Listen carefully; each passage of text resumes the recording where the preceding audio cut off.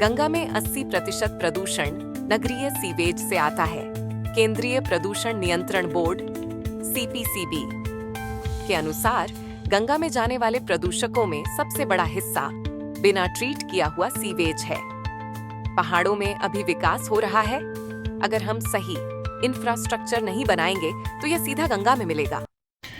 तो दोस्तों, मैं हूं अभी बंगाली बस्ती में और पूरा जायजा और ब्यौरा ले चुका हूं इधर नालियों का, हमारे यहाँ पे सीवेज पंप का। 2021 की CAG रिपोर्ट में बताया गया कि गंगा की सफाई के लिए बने सीवेज ट्रीटमेंट प्लांट कई जगह या तो अधूरे हैं या क्षमता से कम चल रहे हैं।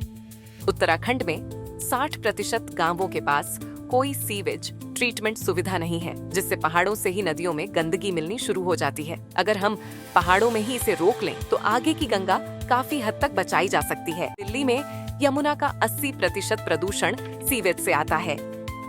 अगर पहाड़ों में हम अभी कदम नहीं उठाएंगे तो यही हाल गंगा का भी हो सकता है। तो ये काई कुई सब कुछ गंदा लीचेड हो रखा है इस टाइम पे, और कितना पॉलीथिन वगैरह सब कुछ है। हम क्या कर रहे हैं अब रिवर्स के साथ, होली रिवर जिनकी हम आरती कर रहे हैं। एक तरफ हम आरती कर रहे हैं और दूसरी तरफ हम उसमें मल मूत्र सब विसर्जन कर रहे हैं। लुक एट दिस गाइस, इसका कलर आपको देखने पे कि एक तरफ कहाँ ग्रीन और एक तरफ काला। You can see it from like, ये मेरे कैमरे में बिल्कुल साफ दिखाई दे रहा है और वो ज्यादा ही डार्क होगा। हमें अभी से पहाड़ों में sewage treatment plant, canal system और पंपिंग हाउस बनाने होंगे ताकि बिना ट्रीटमेंट का पानी गंगा में न जाए। सरकार और प्रशासन को इस पर ध्यान देना होगा, वरना भविष्य में गंगा को बचाना मुश्किल हो जाएगा।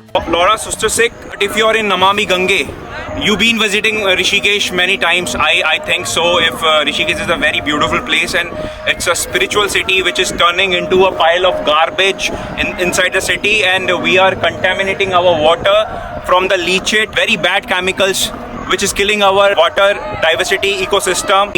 I think you are also failing the Namami Gange project, and you are from University of Stuttgart. I will be asking you what action we are taking about this situation. Please tell me, or please at least tell the people of Rishikesh who are working for Rishikesh in environment problems and who are working for the nature here. You should be telling the solution of that problem to us, which we are facing in Rishikesh right now, Laura.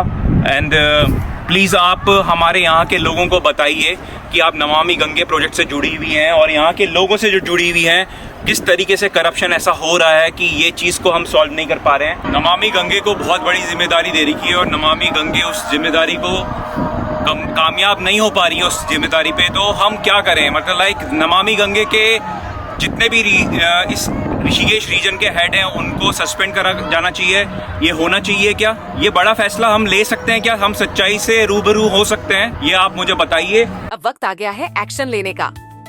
अगर आप अपने गांव, अपनी नदियों और जंगलों को बचाना चाहते हैं तो हमारे साथ जुड़ें। हर रविवार क्लीन अप ड्राइव का हिस्सा बने, जागरूकता फैलाएं और इस आंदोलन को मजबूती दें। हमें मिलकर अपने उत्तराखंड को संवारना और बचाना है।